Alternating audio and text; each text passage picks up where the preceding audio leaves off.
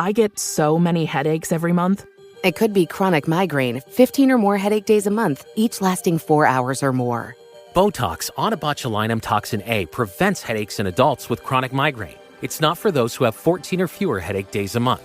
Prescription Botox is injected by your doctor. Effects of Botox may spread hours to weeks after injection, causing serious symptoms. Alert your doctor right away, as difficulty swallowing, speaking, breathing, eye problems, or muscle weakness can be signs of a life-threatening condition. Patients with these conditions before injection are at highest risk. Side effects may include allergic reactions, neck and injection site pain, fatigue, and headache. Allergic reactions can include rash, welts, asthma symptoms, and dizziness. Don't receive Botox if there's a skin infection. Tell your doctor your medical history, muscle or nerve conditions, including ALS, Lou Gehrig's disease, myasthenia gravis, or Lambert-Eaton syndrome, and medications, including botulinum toxins, as these may increase the risk of serious side effects.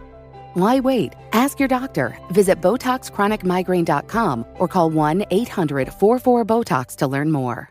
Live, Laugh, Larceny discusses true petty crimes that may be disturbing to some. Or could be easy listening to all you psychopaths out there. All stories are based on actual events, but details may vary. Listener discretion is not advised.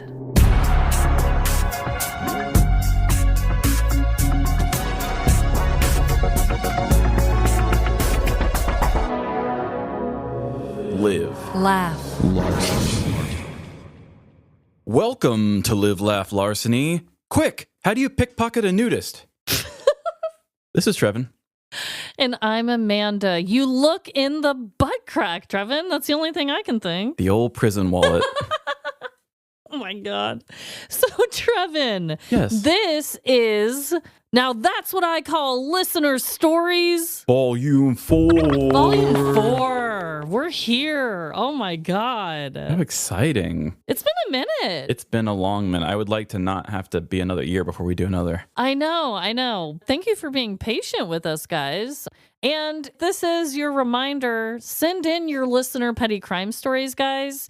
Because, we might tell it on the show like we're doing today. So hopefully hearing one of these can inspire you for things that you have done, you know? we can do quite a lot with quite a little. So feel free. Give us a shout. Yeah, we've had plenty of experience to make your wildest petty crimes come true.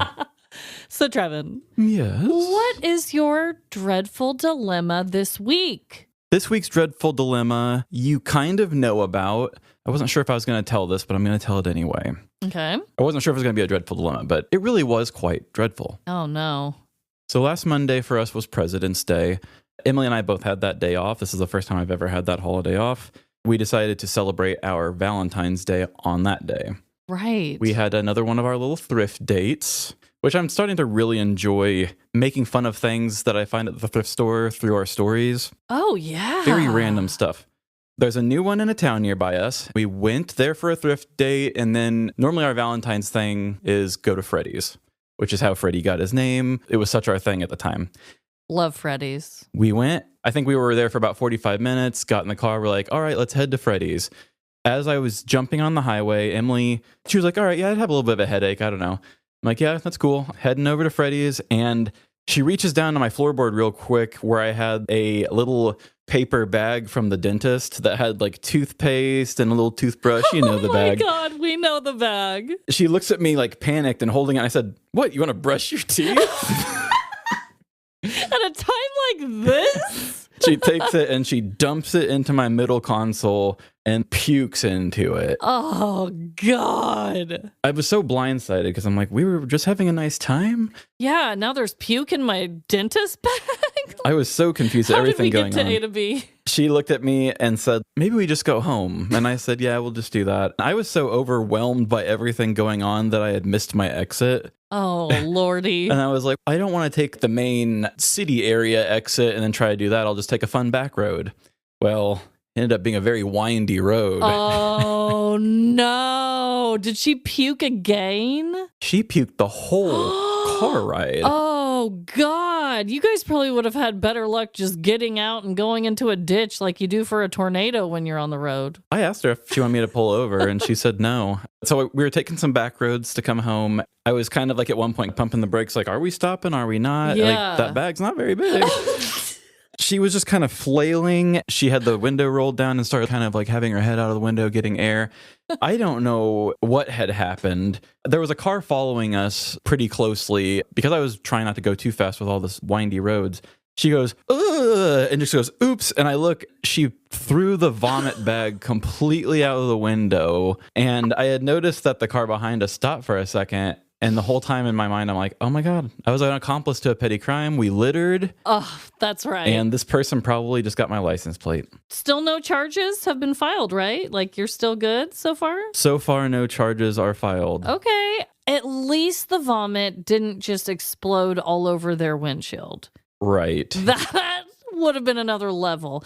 I get your concern for the littering too, because that's a real thing. People don't like that. I mean, I felt terrible myself personally, but here I am between a rock and a hard place because my wife is already mad that I took the windy way Totally. because my dumbass missed an exit that I've taken a million times my whole life. Hey, when puke happens, sometimes panic happens. Okay? Oh, yeah. I was so overstimulated and just, No, that's a lot. And also, you had to miss going to Freddy's. That fucking sucks. It does suck. Like, I get it. That was very nice and considerate of you to not go to Freddy's and just take your love home. Could you imagine? Me still going to Freddy's would be way past the opposite of nice and considerate. You'd be like, at least you have this other bag. Yeah, can I get an extra bag? Well, that is very dreadful. Hopefully, nobody turns you in. Hopefully. I also have a dreadful dilemma. This kind of has to do with a topic that's been pretty poppin' lately. It has to do with a documentary on Netflix that, and maybe it's just the people I follow have been talking a lot about it. Mm-hmm. Maybe it isn't the world, but it was #1 on Netflix. So I assume a lot of you have maybe heard of it or seen it. It's the documentary about America's Next Top Model. Yes. And I just kind of wanted to share my thoughts on it. It's been a minute since I've talked about pop culture-y things. Yeah. And this one just seemed really freaking important. Like I needed to talk about it. I'm kind of interested in the documentary. Emily said she watched it. She didn't grow up with any of that. Okay. I grew up with it in kind of the background. It was such a big thing in our time. Limited channels back then too. So yeah, I feel like a lot of people, if they didn't watch the show, they at least heard about it and knew because limited channels, it became very popular. But I was one of the audience members of that show. I watched all the very first seasons. I think I watched up until Tyra fired the gay Jays, who I love. I don't even know the characters. I know. Tyra, I know. Just nod and smile. I watched it for, like a decade of seasons, and I used to love it as a kid. I thought that modeling and the photography and the creative photo shoots and the challenges that they had to put them through, I found it to be interesting. Also, it kind of gave me real world vibes where being from a really small Midwest town where there wasn't a ton of diversity, I mean, I was seeing Miss J walking in heels down the runway. I was seeing all different types of people from all over the world and different cultures. It fascinated me. I liked hearing about their life story and their challenges, all the things, right? Isn't it weird how reality TV, like that's the kind of thing that us millennials remember is just like the backstories, the interesting people. Yeah. And now with today's reality TV, they've stripped all of the cool human stuff of it. And it's like, well, this person's really problematic. This person is in a really fringe cult. It's just like, right. Why can't we just go back to like, that person has like the same morality as me? It's interesting. I'll see how they do. Right. Like normal-ish people. Yeah. I like human stories. We do, obviously. Yeah. Human stories are the best. But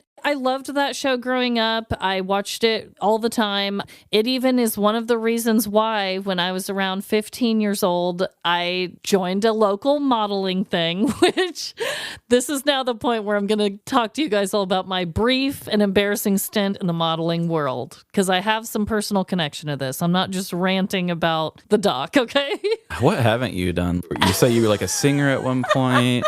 You're a model, mom, queen of the world. Stop. So round 15, it was a thing that I did because my mom wanted to help build my confidence, which is very naive and sweet of her. And she was coming from a good place. I was coming from a good place. We both were looking at the positives of it. And unfortunately, going through it, we did obviously see the negatives too. But that be life, baby. I mean, hey, that's early 2000s fashion cannot make you feel good. Totally. So I actually brought some of my modeling images. I showed a lot of them to Emily and Trevin. We can post a few online, but I have my little model card here and it says my stats on here, right? Like how tall I was. How many rebounds? No, the stats for models are height, bust, waist, hips, size, shoe, hair, and eye color. Okay? That's my fucking stats. But this just proves to me, because I haven't looked back at this in quite some time. I'm seeing here that my size of pants, and it says 3 to 5. And I'm like, oh, I was once a size 3 to 5? Oh, okay. So that was even like on a great day. So anyway, I am not a 3 or 5 in today's world. Not even by a long shot. But back then I was. And what's really disturbing is that me, a tiny girl, honestly, which I was. I'm looking at these pictures. I was a tiny little baby. I was told that I was plus size by multiple people. I was told that at a competition thing I went to. They were like, oh, you'd be great for a plus size model. Guys, my boobs hadn't even fully come in yet, and I was considered a plus-sized model. Your thighs look so thin and skinny. I don't understand how that could ever pass as plus size. Well, it was. And like I was saying earlier, I'd be curious to see what a petite model is. Oh, I know. Because you're plus, so like obviously there's a regular, and then... Yeah. Wow. And not to get too heavy, because we like to keep it petty over here, but I'm just really lucky that even back then, I grew up with my mom who was trying to keep me being a normal kid throughout the whole thing. Like I was telling you guys, we would go to modeling class and go to McDonald's afterwards. Yeah. It wasn't like a strict, weird thing that they made me do. It was trying to boost my self-esteem. But there were other girls, I remember their mom would be like, you can't have any carbs. No, you cannot have those french fries. We're only having fish and veggies, which that's healthy and fine. But I just remember the different dynamics and how easily it could have been for me to have some sort of like eating disorder from all this stuff. I know a lot of people do. And it just breaks my heart that that's the kind of shit we were raised in and like grew up and saw all the time. And we just thought it was normal. And God, that documentary just really, it's a doozy, guys, if you haven't seen it. And if you used to watch that show growing up, it's pretty crazy, like the behind the scenes bullshit and the shit that they got away with. Yeah, I didn't even know that documentary existed because Emily was asking me questions about it. I said, what, is there a documentary about it or something? And she said, yeah, how do you not know? Yeah. I haven't been on Instagram much lately. I mean, even not in the fashion world, though, but like, yeah, just being raised in the early 2000s as a kid. I had body image issues already from other things, but the world didn't help. Oh, no. Yeah, definitely not.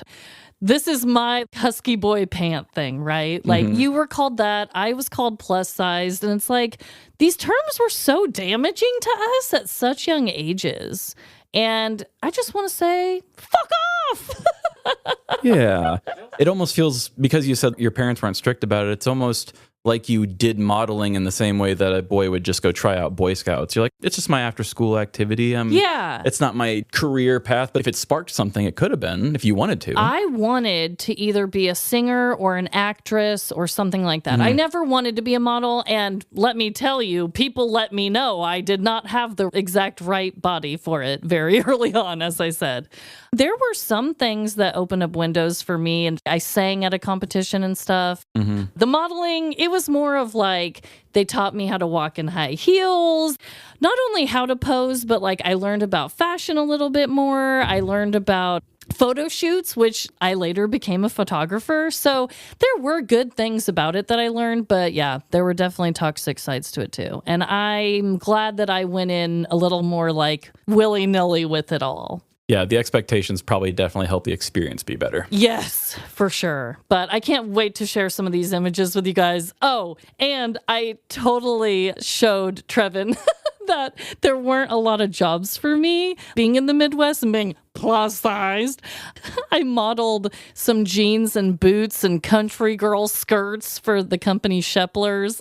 Yeah, Amanda was a butt model. I was a butt model. How did I not know that I was speaking to a former butt model? At your service. And you've been keeping that dirty secret from I know. I'll share all the pictures with you guys. It's funny to look back on these. I haven't looked at these in years. But this just kind of brought it back up to the forefront of my mind. And I thought, hey, I'm going to share my little piece of this pie. Well, we still need to do new promotional pictures, so don't lose that modeling edge yet. Oh, okay, boy. So today, because this is Listener Volume 4, instead of doing a normal game segment or facts segment like we usually do, we're going to share a few listener dreadful dilemmas before we jump in to 2 full-on produced listener stories.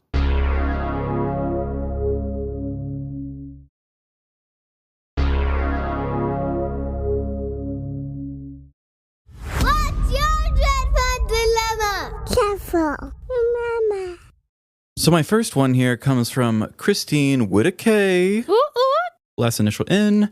My toilet tank was overflowing because a part had broken. And then the next day, my bathtub was clogged and could not unclog it for the life of me. Well, you shouldn't poop in the bathtub.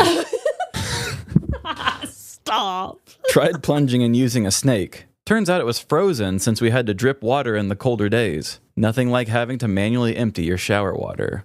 Oh, shower water. Yum, yum. Shower water and the toilet, everything. That really is dreadful. My heart goes out to you, Kristine Whitaker. There's just something about indoor plumbing that when it doesn't work, that's a huge issue. That's not one that you want to take care of yourself unless it's an easy, super easy one. No. Because it gets messy quick. Think about all the peasants back in the day when they had to bathe the royalty people and they took baths like once a month. Think of all the bath water they had to dump. And it wasn't even theirs. It was like some royal assholes. Yeah.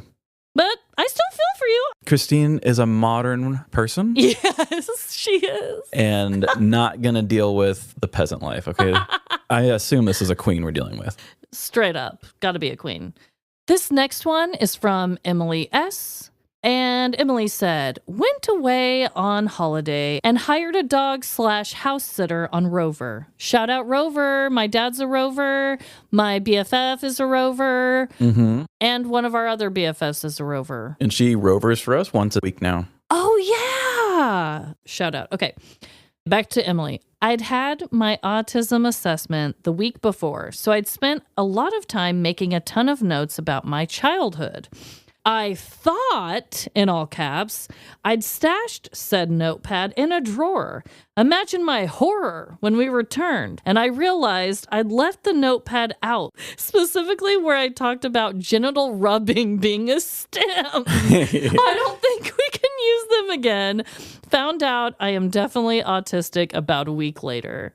Well, first of all, Emily, I'm glad that you got your diagnosis. I know that can be a whole process. Oh, yeah. I mean, we've talked about different diagnoses we've found out about ourselves that took years and years for us to even realize was a thing.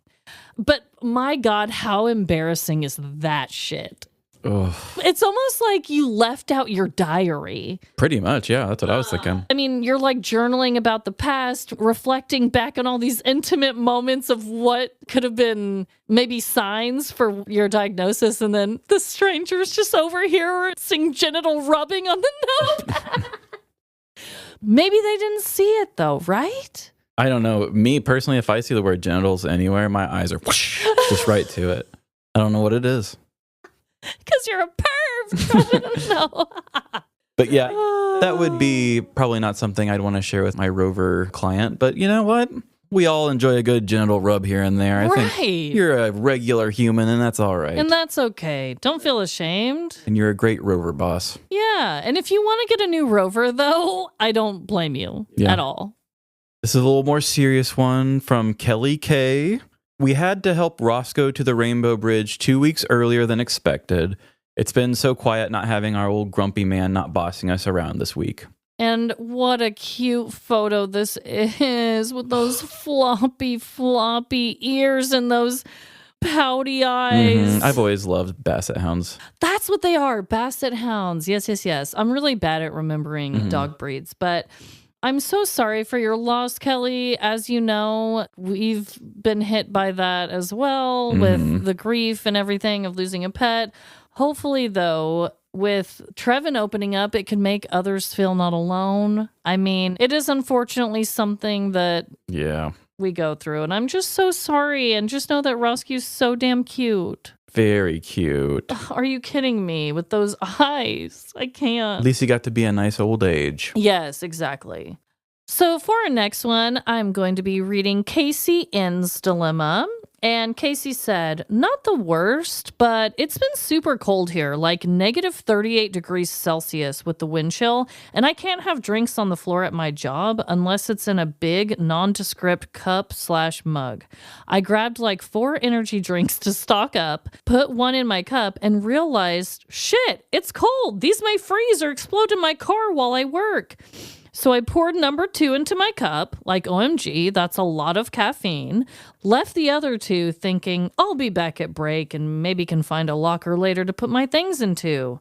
So I go back to my break and yep, my third one is mostly slush at this point, so I pour that one into my cup and put the other in my pocket to at least sit inside on a coat rack. Needless to say, I consumed all 4 of those energy drinks in an 8-hour shift. And no, I was not more alert but jittery and have learned my lesson. God dang, Casey! After what I just told recently about mine, my chest would have been feeling real tight. Ooh, negative 38 degrees. Where do you live, girl? Was Casey Canada? Oh, maybe. It's in Celsius. Wasn't Casey the frostbite's not sexy girl? That's true. Okay, so it's cold. It's cold up there. If I have more than 1 cup of coffee in a day, I'm a basket case jittery. My hands are twitching. My heart is racing. I'm like looking everywhere.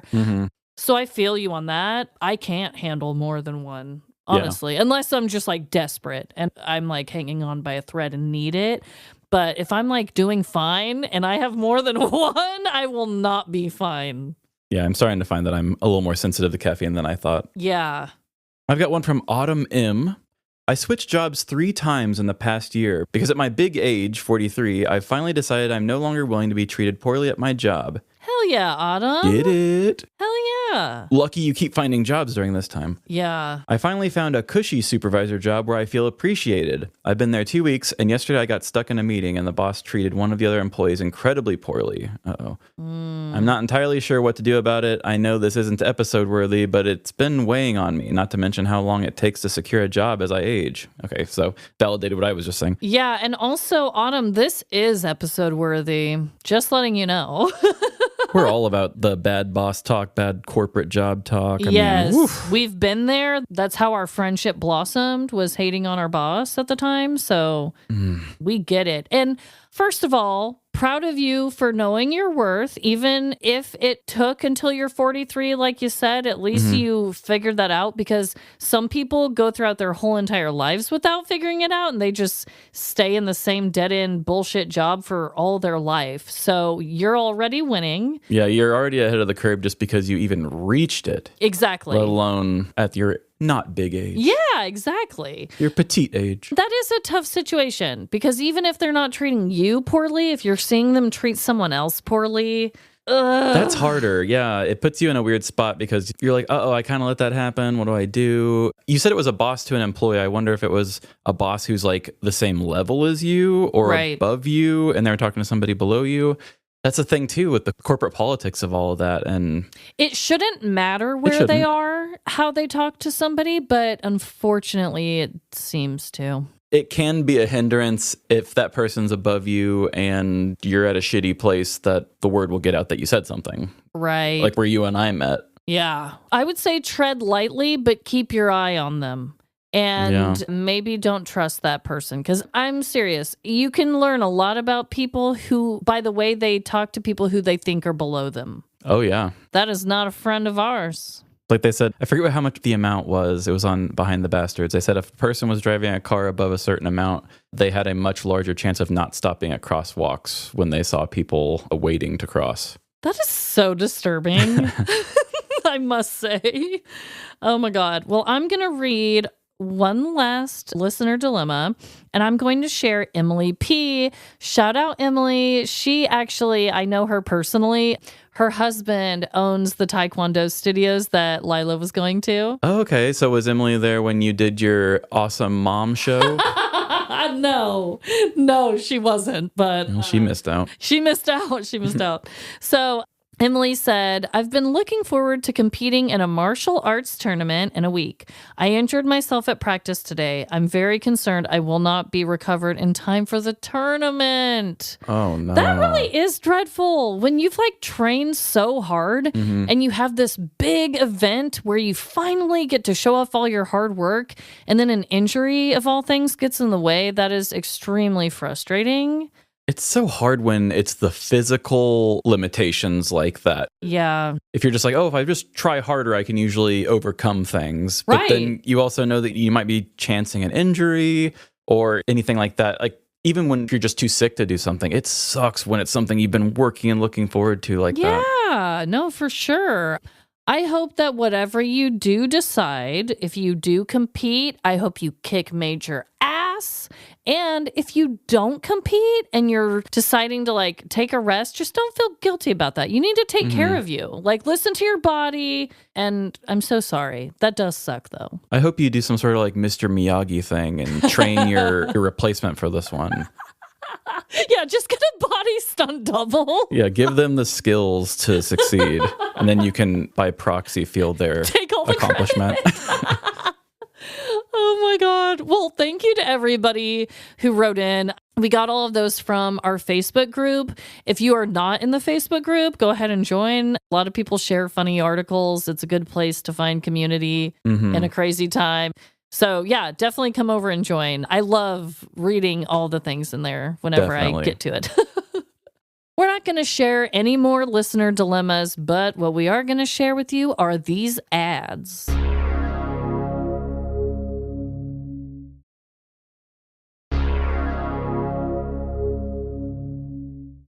And welcome back to the moment we've all been waiting for, listener stories. You know, I stay awake all night just waiting by the email looking for them. So I've been waiting quite some time and glad to be sharing one with you because I have a great one from a listener by the name of Katie N. Ooh, okay, Katie. Katie sent this in back in November. The title of it is great. I'm not even going to give it away. Oh, no. Actually, no, I will give it away. Oh, okay. So the thing that you and I do kind of in the same way where we don't share our criminals with each other, I try not to read most emails ahead unless it says something like, oh, Amanda has to do this or something like that. Yeah. The subject line for this one was sweet dreams are made of cheese. Oh. So you had me at punny title. Yes. And parodying a song. We love that. Yes. I was so glad that you had a different one that popped up that worked for you because I thought the title, you got me. Love that. Katie said, and I'm going to be strategic here on what parts I shared to not give anything away. Hi, guys. Hope this story can cover some of your favorite things. And they said, hope you take some fun, creative liberties with this story. I started listening to you guys last month and just hit episode 100. That's a lot of us for 1 month. Oh, my God. You were rolling through those episodes, Katie. Gosh. I love it, though. No judgment. Yeah, I love it, too. The more I listen, the more I believe that Amanda and I would be besties if we lived anywhere near each other. Katie, heart. Unfortunately, you guys are in the Midwest and I'm in Pacific Northwest. Keep up the great work. Aw, I love from our Pacific Northwest area. Yeah. I love the PNW, but we need to just go up there. We need to go there. We should get CrimeCon up there. Seattle CrimeCon would be so cool. No, I know. Yeah, let's try and make that happen, Trevin, with all the little power we have. Yeah. We'll start a grassroots campaign. I'm excited to share Katie's story. I think the dialogue is a lot of fun for both of us. And here we go. Say cheese, but not for the camera. Say it for that little extra dairy added to your already fatty, greasy, and most likely medically ill-advised meal. And damn it, if it isn't delicious. The American diet has a lot to thank cheese for. War surplus, dairy subsidies, and the aggressive campaign to convince restaurants that everything needs one more slice. What began as a creative solution to unprecedented times became a standard. Melted yellow turned into the adhesive that binds a nation. Over the years, we've accepted cheese as its own food group, a staple, a rite, one of the four horsemen leading our slow descent into stretchy waisted denim. It shows up everywhere. Constipation after a corporate pizza party, undiagnosed lactose intolerance that feels like random ass attacks, What's that smell? or the quiet heartbreak of paying an extra $1.25 just to add a slice to an otherwise perfect sandwich. Cheese has consequences. And today's personal petty story from Katie M is proof that when dairy enters the equation, no one escapes unscathed. Because as we're about to learn, sometimes even a single slice can cut like a knife.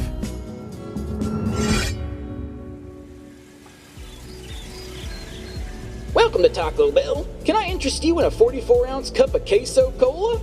No thanks. I've got a Starbucks to keep me hydrated. Can I get a beef and bean butt bomb? One large order of gut twist, a cantina crab box, a cheesy gordita flush, and a regret wrap supreme?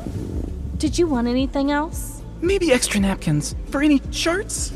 Extra napkins and singed asshole sauce, please. Meet Katie and Liz, two senior girls in high school, driving around, talking about life, single-handedly keeping Taco Bell profitable with their part-time paychecks. For these two invincible teens, consequences didn't exist. They could drink at parties before important tests, eat garbage and still fit into their thirst-trapped jeans, and believe the only thing that really mattered was being loved. At Richard Petty High School, Katie and Liz were already ahead of the curve.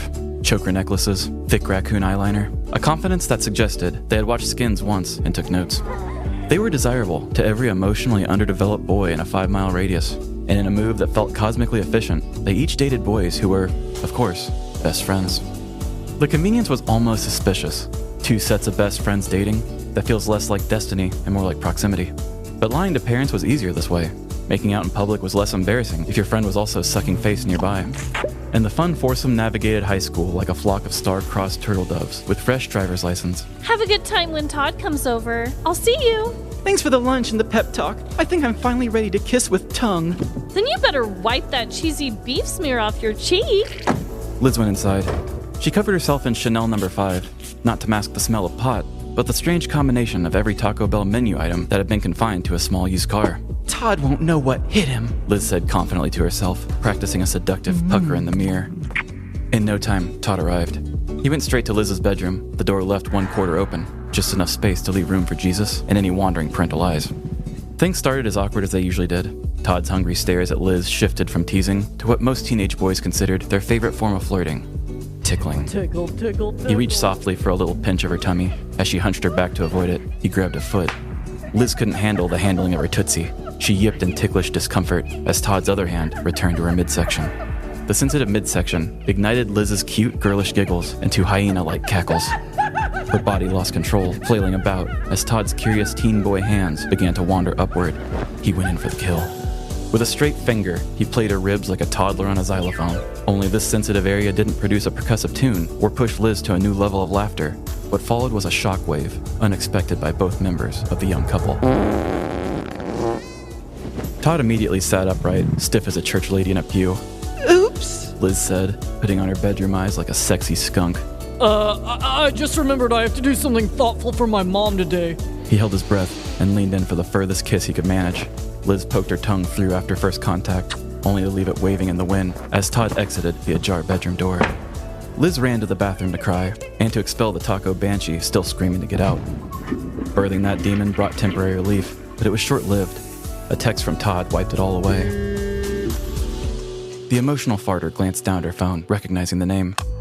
Her frown began to lift as she opened the message. Hey, Liz, things have changed. I'm breaking up with you. Liz cried from 5 p.m. Saturday to the end of 4th period Monday morning. She passed Todd and his best friend Marty in the hallway. Both aggressively turned their gazes away when they noticed her. At least Katie was there to provide much-needed support. What? You think he broke up with you for squeaking a 3-cheese air biscuit in front of him? it was no squeak. But, I mean, he did say things have changed, and it was right after that beefy blast. God, I don't get it. I'll clap my bungus under the blanket and pull Marty's head under. I think it's hilarious. Hey, do you smell that? Liz, did something just happen again? Liz and Katie turned to see Todd, surrounded by a small but very engaged audience. And then she was like, My God! God, that monster. Todd's hanging out at Marty's this weekend. I think it's time the cheese cuts back. That weekend, the girls piled into Katie's Astrovan and went shopping. The conveyor belt was stacked with revenge essentials, so much so, it wiped out Katie's entire Baskin-Robbins paycheck. The Astrovan parked a safe distance down the street from Marty's house. The sliding door creaked open, revealing Liz with an armful of grocery bags. They slowly walked down the sidewalk toward Todd's car, parked proudly in front of the home. Excuse me, waiter. Katie said playfully. This teen's shitbox car is a little bland. Do you have anything that can add flavor? I have just the thing, Liz replied, tearing open a plastic package. With the finesse of someone far too experienced, Liz peeled apart a single American cheese slice, undressed it, and slapped it directly on the Todd's windshield. You know how we eat, girl. I need it covered. The girls dug into the bags, tossing cheese singles like flower girls at a wedding. Each slice floated whimsically before landing haphazardly onto the vehicle. Mirrors, lights, door handles, nothing was spared. Todd's car now looked less like a high school kid's pride and joy and more like Ronald McDonald's wet dream. It needs one more thing, Liz said, reaching into her purse. With dramatic flair, she pulled out a dark red lipstick, applied a fresh coat, and scrawled across the back window, "Sweet dreams are made of cheese." Katie's jaw dropped. Clever girl. The girls jumped back into the Astrovan, only to notice one grocery bag untouched on the floorboard. They locked eyes. Katie put the van in gear and headed toward Todd's house. Carrying the last of their supplies, they crept onto Todd's parents' porch. Are you sure about this? His parents aren't the one who dumped you over a butt sneeze. If a girl can't bust a grumpy in front of her man, what can she do? He needs consequences. And in a teenage boy's life, parents are the law. Fired up, Katie set the bag down and unsheathed a 2-liter of soda. She twisted the cap off as Liz hovered by the doorbell. The first Mentos dropped. Liz pressed the bell. Katie backed away from the pop rocket. Something shifted behind the screen door. A shadow moved. Then she locked eyes with Todd's dad. But worse, his t-shirt read, "I'm an off-duty police officer." Katie turned to run. Liz was already gone, moving at the speed of someone who knew she had just pranked a cop. The screen door slammed. Katie made a blind leap over a fence, choosing obstacles over speed. With each fence she cleared, she heard the grunts of police dad behind her. She glanced toward the street and saw the Astrovan driving away, Liz at the wheel. Katie's fear doubled. Adrenaline took over. It was like the dog chase scene from The Sandlot, except this wasn't a bloodthirsty mastiff, it was a pig. Eventually, Katie's stamina and police dad's enthusiasm gave out. All she could hear was her own ragged breathing. She took that as her moment to call Liz. A short time later, the Astrovan rolled back up. Liz wore the exact same expression she had after ripping ass in front of Todd. Katie climbed in and shot her a look of betrayal. It lasted 2 seconds. There wasn't real anger, just shared anxiety. And then, laughter. The kind only best friends survive stupidity with. They carried that energy into a sleepover, flipping through the school yearbook like it was Liz's personal Tinder. Days later, Katie went to Marty's house for a tickling of her own. Before Marty could make a rib poke attempt, his bedroom door swung open. Todd entered. Katie was immediately forgotten as the two bros fired up Call of Duty. Remember when someone wrote "Sweet dreams are made of cheese" on my car? Yeah, bro, that sucks. That same girl must have hit my house too. My dad saw her setting up the Mentos bomb, but couldn't catch her. Damn. Any idea who it was? I'm a shitty teenage boy. Do you know how many high school girls I've pissed off? I don't have the attention span to go down the list. I get it. We've got too much going on to worry about emotional women's feelings. Katie sat quietly on the bed. From her pocket, she pulled a warm cheese stick and kept listening. The boys fired plastic guns at digital enemies, unaware the real war was everyone else dealing with them. Each time they bragged or flexed, I am the toughest man alive! Katie remained silent, observing, quietly seasoning Marty's pillow with Taco Bell farticles. Cheese has consequences, and so do teenage boys. Sweet dreams are made of cheese. Everybody's cutting a muffin.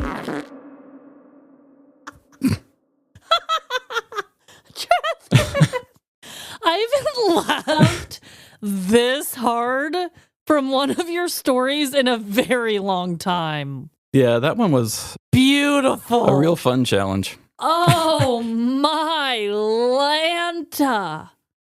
Yeah, Katie, we would be BFFs. You're not imagining this. That is hysterical. That is some loyal BFF shit you have going on there. And even to have her take your Astrovan and then be like, I ain't mad. Yeah. Yeah, to just cackle it off and go fart on your boyfriend's pillow. I mean...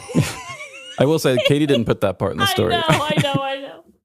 I know. I added my own little things into mine too, but holy shit. The cheese thing's fun to think about. That was one thing that wasn't really clear in the email that I saw, but I don't know if the cheese thing was just because they knew that was a good prank to the car or if they were really making the tie to Taco Bell and cheesiness. Right. Because Taco Bell was definitely ingested before the massive fart, right? Okay. Yeah, she even called it a beefy blast in her email. And that was when I thought, now I'm going to go down the list and have some fun with it. I'm deceased over the beefy blast. Does Liz know that she was writing this story in? I have no idea. She said the name was changed on Liz. Okay, so even if she doesn't know... I mean, she would if she heard this, but that's fine. That's fine. With all the shit that she put you through, you deserve to share this story with us, okay? For sure. You and I have actually talked about this. It's a huge pet peeve of mine that for some reason women are supposed to not have any bodily functions that are unpleasant ever. There are still women that I know and love to this very day that are like, I don't fart. And I'm like, bitch, you're lying. Everyone farts. They come out of you if you want them to or not. I can't remember if I told the story on the podcast. One of my very first girlfriends was in my bedroom and she had just like came up to, I don't know, I think she was gonna like give me a hug or something. And she squeaked a little Henry. And she made eye contact with me. And it was the first time it had ever happened. You could just see it in her face. It looked like she just saw the fear of God in her eyes. She immediately dropped to the ground like a toddler and cried. See, that's horrible, but I know that pain. I've been that girl, and I will not stand for it anymore. Women fart loud and proud. They do. But I get it. If it's in front of someone you like and then they fucking dump you. Can you imagine that? A boy dumping you over a fart? Oh my God. The gall of that little man. I don't know what the text said. I would be curious to know, but I imagine he didn't just straight up say it's because you farted. That is so cruel. I'm so sorry that she fucking farted, but you need to get over it. And honestly, for Liz, it was probably a blessing in disguise, right? Right. Like, you don't want to be with somebody that won't take you at your Taco Bell farts. Yeah, because if it's not that, it's going to be something else. Yeah, exactly. Your weird toe. Yeah. He'll find something to hate on.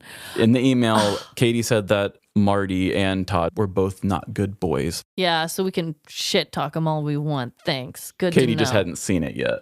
Okay. Obviously, I mean. Yeah. But she was, the farticles. Yeah, the farticles were breadcrumbing. I love this story. I love it for so many reasons. I love the fart jokes. I love the cheese jokes. I love women empowering women, even if it's doing something fucking crazy. This had all the staples of a great petty crime, and I'm honored that I got to play Katie today. That was so funny. And I got to play her douchey boyfriend. Yes. Katie also did make the Sandlot connection themselves and said, hey, it's like the Sandlot movie. Yes, which, I mean, any of us kids that were raised around that time know exactly what you're talking about. That was a perfect description. 10 out of 10. Would recommend. Eat all the Taco Bell you want, fart everywhere. It was really fun writing just that Taco Bell part because when I first met Emily, she was obsessed with Taco Bell. Like that was her every meal. And I was almost thinking like, this is a bit of a red flag, I think. Like this girl loves Taco Bell. I used to be like much. That too. Taco Bell was my one and only favorite fast food chain for quite some time, especially in college. Oh, yeah. That was where we went. Everybody goes through a Taco Bell phase in college usually. Yeah. But I remember at times when I would get in the car with her and her best friend at the time, I would get in the car and I could be like, you guys went to the Taco Bell drive-thru recently, didn't you? Like, it wasn't because they farted the car up. I thought My God, that would be crazy. About. You're like, lots of sharts in here today, eh, They're just hotboxing me. No, I would get in there and I could tell that they had eaten it recently to where there's that sweaty tortilla smell in the air and that old cheese smell. I know the and one. It just kind of sticks to the car a little bit. And I just thought that's probably how these girls were, Yeah. It wasn't farty, but it was just old Taco Belly. Yep. In your belly. Yeah. I lived that experience myself. Oh, that was so good. I literally have not laughed this hard in a long time. Like I said, The bloopers are going to be good. It was good. It was good. Oh, and we did mention 2 separate things that could be connections, but I'll let you see if you can think of something else. I'm so excited. Your little one grew 3 inches overnight. Adorable. Also, expensive. Sell their pint-sized pieces on Depop and list them in minutes with no selling fees. Because somewhere, a dad refuses to pay full price for the clothes his kids will outgrow tomorrow. And he's ready to buy your son's entire wardrobe right now. Consider your future growth spurt budget secured. Start selling on Depop, where taste recognizes taste. Payment processing fees and boosting fees still apply. See website for details. It's crunch time at work, and you need to bring wings to your workday. Visit redbull.com/gettingitdone and answer a couple questions about your work style to get a Spotify customized playlist tuned to your productivity. Plus, score a can of Red Bull on us while you go from to-do to done. And remember, Red Bull gives you wings. Supplies are limited. Terms apply. Visit the website for more information. This is your fix. I'm your host, Stassi Schroeder. Welcome to Tell Me Lies, the official podcast. What's the most unhinged thing of season 3? Steven, because he's so evil. I do think he is misunderstood. You see everyone face consequences. It's intoxicating. The writers just know how to trick you. There's always a twist in this show. Tell Me Lies, the official podcast, January 6th, and stream the new season of Tell Me Lies, January 13th on Hulu and Hulu on Disney+. And welcome back. I have a listener story from one of our most beloved Doom Crew members. She is local to us in Kansas City. We even met her at a local comedy show. However, for the purpose of her story, we are making her anonymous. Oh, I see why. Okay. Yes. I would normally just shout her name from the rooftops, let it echo all the way down to the city streets. But yes, we are going to make her anonymous. And kind of like yours, although this story is true and I got a lot of good info from the email, of course, I had to make it a little extra. Of course. We got to give the people what they want. As we do. We got to make fun of their lives. Totally. So, you know who you are. I'm finally getting around to your story, and here we go. Throughout our many years of reporting on the pettiest crimes known to mankind, many of these senseless acts have been captured on camera. We've discussed home security systems that recorded a naked man trimming the neighborhood trees at night. Police body cams filmed a sobriety test in a parking lot that turned into an Irish dance performance. And we know that somewhere out there is store surveillance footage of a woman publicly sharting all over some wigs down aisle number 2. Oops! While today's listener story isn't as explosive, it is another real-life shocking crime that was all caught on tape. When Jane was gifted a home security camera during the Christmas of 2024, she decided to do what any young Midwest mother would do. Immediately mounted it low on her back porch so she could see live feeds of various critters. Jane adored her outdoor pets, just like Snow White did. She would leave out cat food and scraps for her rotating collection of raccoons, possums, and cats. And although the animals didn't help with the chores like in Snow White, she'd giggle with delight any time her camera alerted her of a new security clip of furry friends munching on last night's leftovers. The camera also picked up other ordinary yet precious life moments. There were countless clips of Jane's kids playing and laughing outside. It even captured their new next-door neighbors' young boys introducing themselves to her children. Hi, we just moved here. Yeah, we're homeschooled. Wanna be our only friends? Sure, the kids were a little awkward and never seemed to be wearing pants, but they were good, wholesome playmates for her kids. Plus, it gave Jane some extra time to review her latest backyard footage of cute animal scavengers that she had come to love. Over time, Jane gave the regular critters nicknames and became deeply interested in their personal lives. She was invested in Rocky and Ramona Raccoon's on and off again relationship.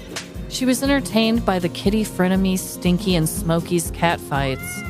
And she marveled over Priscilla Possum, who evolved from being a single lady to a mother of 12 seemingly overnight. Mommy's trying to use the bathroom. Watching her critter cam was far more stimulating than any soap opera or reality show. So, Jane continued to feed her furry friends. And in return, the animals continued to feed her soul. That is, until one ordinary yet fateful weekday when everything changed. Jane hadn't been notified of any backyard action all morning from her critter cam, and what had started out as disappointment switched to suspicion. She pulled up the camera app on her phone and quickly clicked on the live feed button. It felt like an eternity before the feed loaded, but when the picture popped up, Jane's heart plunged down into her butt. On screen, there were no pregnant possums, crazy kitties, or romantic raccoons. The only image from the camera was a close-up shot of a blank wall from the side of her house. Jane's critter cam had indeed been tampered with. She rushed home in a huff to find her cherished backyard camera broken and hanging on to the mount by a thread, causing it to face towards her home's wall. Rage began to boil within her as Jane's mind raced 1,000,000 times a minute. How did this happen, and who would have done such a terrible thing? Could her kids have broken it on accident while playing ball?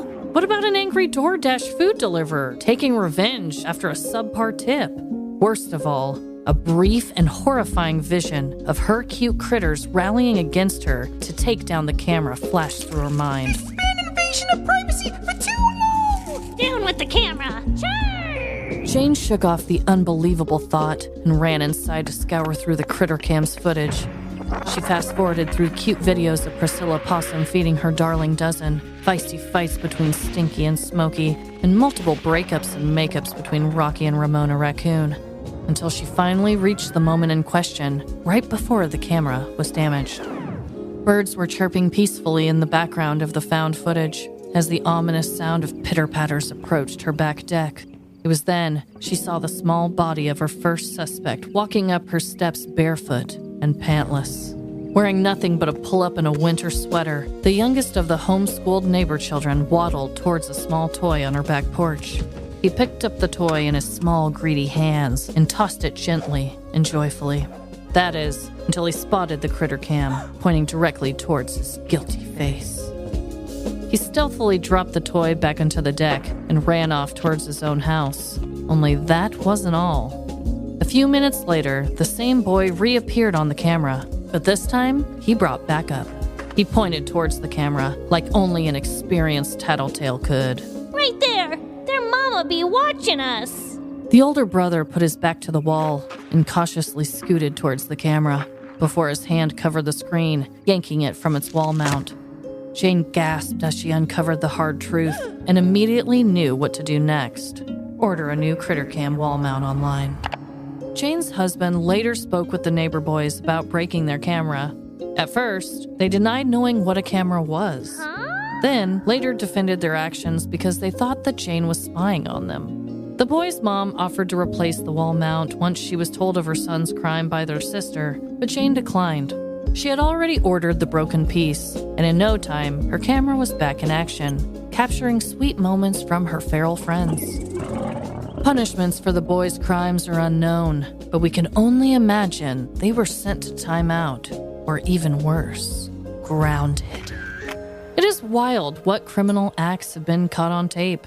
Disorderly conduct, petty theft, and vandalism have all been documented and reported on due to found footage such as this.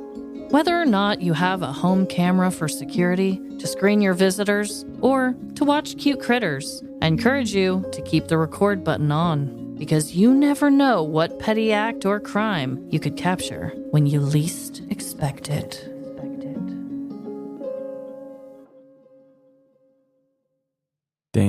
I love picturing Jane as a little Disney princess. I know.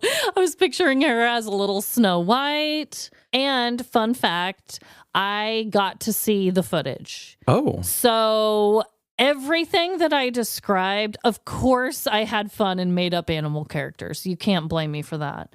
But everything that I said about the way the little boy came on the porch wearing a pull-up and a sweater, of all things, barefoot, and he comes up, he's playing with a toy. You see him look at the camera, guilty as fuck, runs off. Goes and gets his older brother. They both come back. Then his brother's like trying to be like a little ninja, like dun dun dun dun dun dun dun. Grabs the camera, and you clearly see they are the ones that broke it. And it's pretty funny. I'm not even gonna lie. It's really funny watching kids caught in the Yeah, like you can just tell that they don't even know what's going through their mind while they're doing it. Like, explain yourself. I don't even know what I was thinking. I'm having fun. Yeah. Being dumb. Yeah.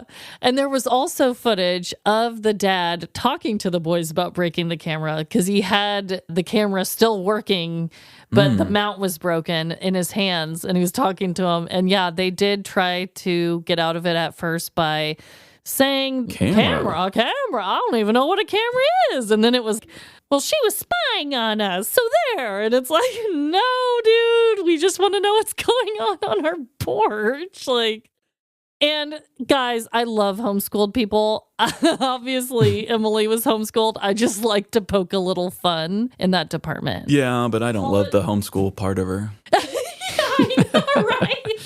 Call it low-hanging fruit, call it whatever, but I had to do it. Speaking of Emily, I feel like this story will inspire her. She has been more nature-minded and loving of the squirrels around our house and stuff.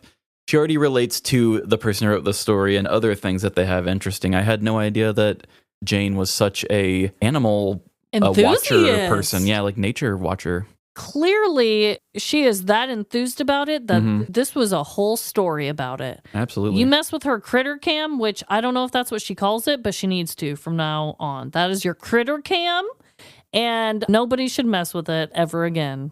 Yeah, especially not no kids. Connections. We both talked about sharding. I talked about raccoon animals. You talked about raccoon eyeliner back in the day. Oh, yeah. We both made a lot of butt jokes. Is there anything else you can think? Both of them technically were like petty destruction of property almost. Like it was a wall mount. Like that's not a big cost. Like even Jane herself in her email said it was like a $10 wall mount. So she didn't make the mom replace it after her kids broke it. And like for you, I don't think it did actual damage putting the cheese all over the car. Like not a high value of dollar amount, but I'm sure it took a lot of effort to clean it off, which is quite funny. I hope so. I hope it was a hot ass day. Yeah. A little bit of property damage connection, but yeah, a lot of fart butt jokes, as always. Yeah, I mean, we always got to find a way to bring the butts in. I almost thought for sure that the story was going to be a poop story. Not just because of the cheese thing, but it's just, you know, listeners, they try to shoot us a real good one. But hey, this was even better. This was, see, that's my thing. Like, I love the stories because it's like the drama and the context around it. It's like, it's, oh, a girl gets farted while tickling, gets broke up with. But like, you hear the whole story, it's like, I love that. That's what it leads to. That's why I said, I was like, look what we can do with such a little thing. So don't ever think that your petty crime is too small for our show. I mean, that's the whole saying at the end. We got the shark connection. And yeah, I guess the raccoon one I didn't think of either. We both played young boys, but yeah. I loved both stories. Thank you guys. Please keep sending them in. We have so much fun hearing someone else's story and then adding our own original flair to it, our own little vibe. So, I mean, I had a blast. I love all the listener dilemmas too. And we love doing these episodes just to really give a spotlight to our listeners. We really love and appreciate you guys. And well, like we said, we like the human stories and the real authentic stuff. Like, that's more interesting to me. Same. And I love it. Same. Well, I hope everyone is having the best week. And remember, no matter the crime, big or small, in the end, we're all doomed. Doomed to have a beefy blast. Oh my God. Bye. See ya. If you want to be feral friends with us, come on over to Patreon for bonus content and ad-free episodes. And are you a budding model? We support all. Find us on Facebook, Instagram, TikTok, or Threads. Live, Laugh, Larceny. And you've heard it before, but if you have your own personal petty crime story, send us your stories to livelaughlarceny@gmail.com. And give our show the same rating I would give rubbing your genitals as a stim. 5 stars. I'll celebrate later. Rate our show wherever you rate podcasts, Apple, Spotify, or Good Pods.